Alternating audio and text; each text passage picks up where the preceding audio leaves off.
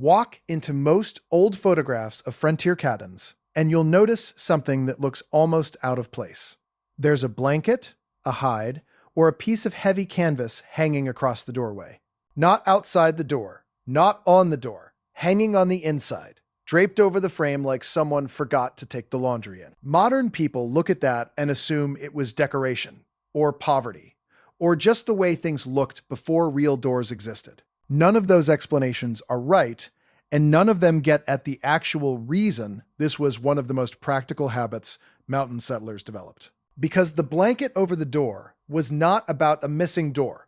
Most of those cabins had doors. It was about something the door alone could never solve. And once you understand the thermal mechanics of a frontier cabin in winter, the whole thing makes perfect sense. Hit subscribe before we get into it, because a lot of the most useful frontier history gets buried under the dramatic stories, and the practical details are usually more interesting anyway. I'm Jerry Davis, and the more time you spend looking at how early mountain cabins were actually built and actually lived in, the more you realize survival in cold climates usually came down to small decisions about heat, air, and moisture rather than anything heroic. A blanket over a doorway sounds trivial, but the principle behind it explains why some of those cabins kept people alive through serious mountain winters, and why some did not. Let's start with the door itself, because most people picture something close to what they have at home. A solid panel, well-fitted frame, maybe a little weather stripping, hinges that swing cleanly. What mountain settlers actually built was nothing like that. Early cabin doors were made from split or hand-hewn planks, usually held together with wooden pegs or a few hand-forged nails if the builder had them. The planks were cut by hand, which meant the surfaces were not perfectly flat, the edges were not perfectly square, and the gaps between planks shifted depending on how dry the wood was. That last point matters more than most people realize. Green wood shrinks considerably as it dries. A door built in autumn from freshly cut timber might fit reasonably well at first. By midwinter, after weeks of heating cycles inside the cabin, those planks would have dried, pulled apart slightly, and left narrow gaps running the full height of the door. Even if the carpenter was skilled, even if the lumber was reasonably seasoned, the door frame itself presented problems. The door buck, which is the wooden frame set into the log wall to hold the door, was sitting inside logs that were still settling, still drying, still moving. The wall moved, the frame moved with it. A door that fit tightly in October could have a noticeable gap along one side by February. And here is the critical part that people tend to overlook. Cold air does not just drift lazily through gaps. Cold air is denser than warm air. It sinks. It flows low across the floor. Even a relatively small gap at the base of a door or along its bottom edge becomes a channel that feeds cold exterior air directly into the living space. And that cold air spreads across the floor in a layer that no fire can efficiently address. You can have a roaring hearth on one wall and still have ankle-level cold that makes the cabin genuinely miserable and slowly drives the room temperature down. This is not a minor comfort issue in a mountain winter. It is a heat management problem with direct consequences for the people sleeping near the floor, the children, the elderly, anyone who could not stay directly next to the fire. Now, here is what the blanket actually does, because this is where people get the explanation wrong even when they know the practice existed. Most explanations say the blanket was just insulation, an extra layer to block cold air. That is partially true, but it misses the more important mechanism. A heavy blanket, or wool trade blanket, hung from the top of a doorframe and allowed to fall freely, does something specific. It creates a pressure break. Cold air trying to enter at the bottom of the door still gets past the physical door, if there are gaps, but then it hits the hanging blanket. The blanket is not sealed at the sides or the bottom. It simply hangs. What that does is slow and redirect the airflow. The cold air that does slip under or around the door has to work against the weight and density of the hanging fabric to penetrate further into the room.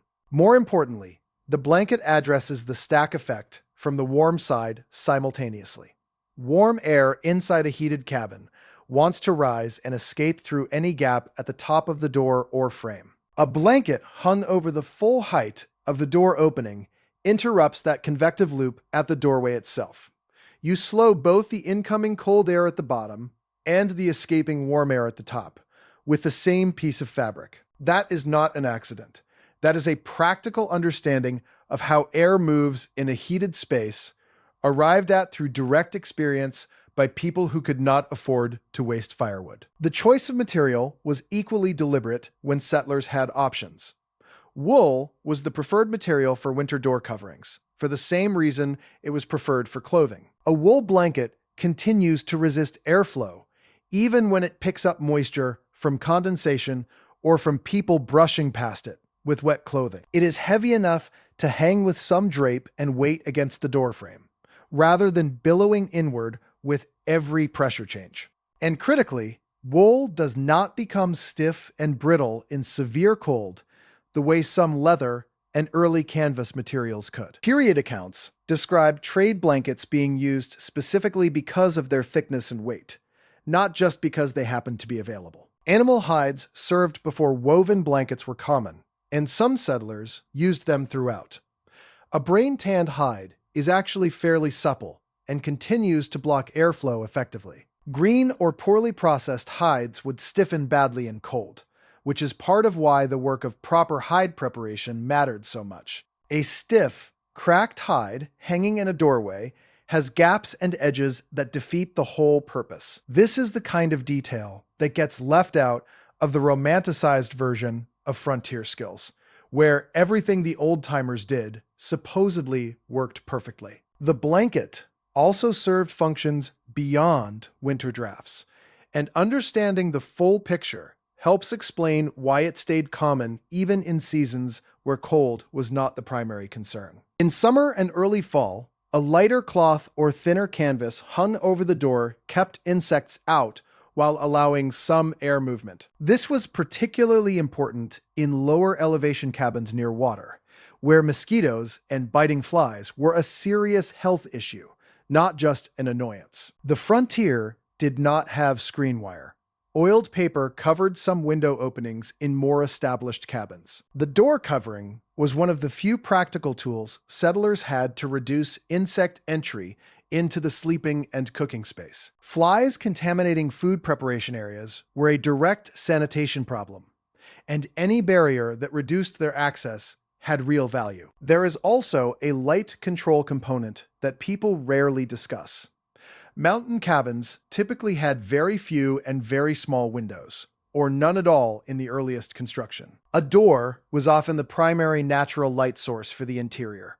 At night, firelight from inside a cabin is visible from a significant distance in open terrain. In areas where the threat of conflict with other groups was real, whether between competing settlers, between settlers and displaced tribal populations, or from opportunistic theft, minimizing the light signature of an occupied cabin after dark was a straightforward precaution.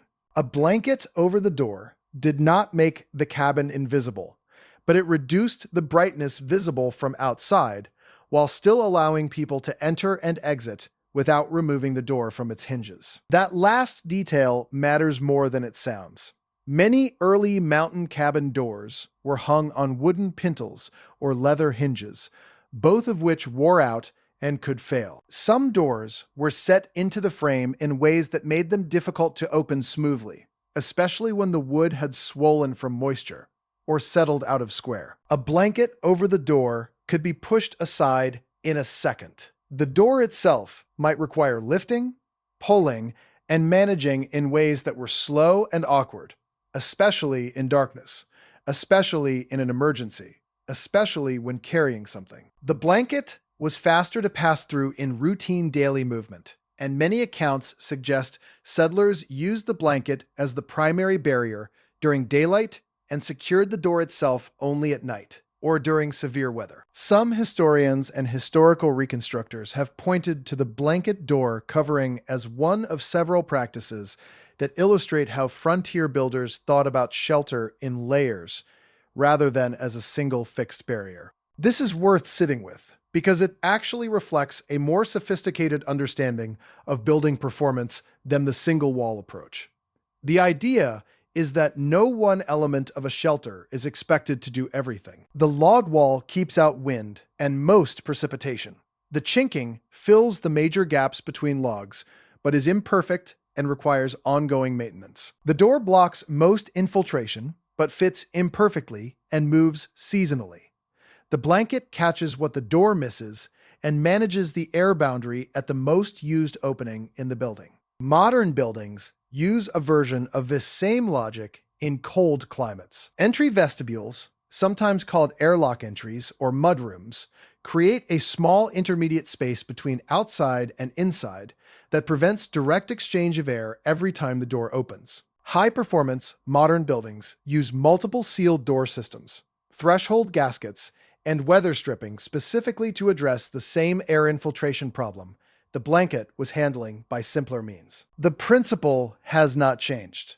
The materials and precision have. What has changed, and this is important for anyone thinking about applying these ideas practically, is the standard we now hold buildings to. A frontier cabin that lost significant heat through its door, but kept the interior 10 degrees warmer than outside, may have met the survival threshold it needed to meet. A modern insulated building leaking that same amount of air through its door openings would fail energy code in most regions and cost substantially more to heat than necessary. The old methods were appropriate to the old conditions and the old materials. They were not optimal by modern standards, and nobody who actually studies frontier housing history claims they were. What is genuinely worth carrying forward is the observational habit. Pay attention to where your warmth is actually going. Stand near an exterior door on a cold day and feel where the cold air is entering. Notice whether a simple door sweep or a heavy curtain changes the thermal comfort of the space near the entrance. These are real effects that do not require expensive renovation to address. A heavy thermal curtain hung inside an exterior door, the same principle the mountain settlers were using, can make a measurable difference in a drafty older home or a cabin without a full insulated entry. The principle works, the materials have improved, the observation that gave rise to the practice was correct. There is one more element to this that I think deserves direct attention, because it comes up whenever people discuss old frontier practices. It can be tempting to look at something like a blanket over a doorway and read it as evidence of clever, intuitive engineering by self-sufficient people who understood nature deeply. That framing is not entirely wrong, but it is incomplete. The blanket was also used because settlers often did not have the time, the materials, the hardware, or the skill to build a better fitted door. The practice worked within the constraints of what was available and achievable.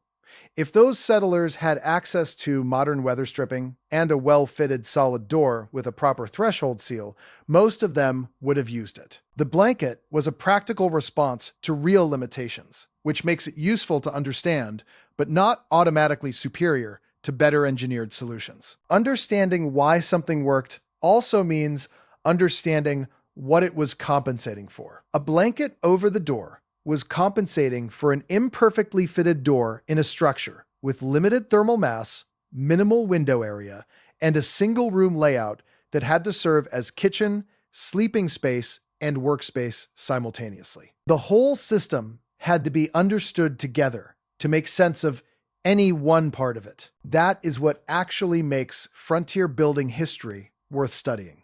Not that the old methods were magic, but that the people using them were paying close attention to real conditions and solving real problems with what they had. There is a version of that habit that translates directly into better decisions today, whether you are building a cabin, setting up a camp, or trying to figure out why your old farmhouse is cold, even with the furnace running. I'm Jerry Davis. If you found this useful, subscribe, and we will keep working through the practical details that made frontier shelter work, why some of it still applies, and where the myths have gotten in the way of actually useful knowledge.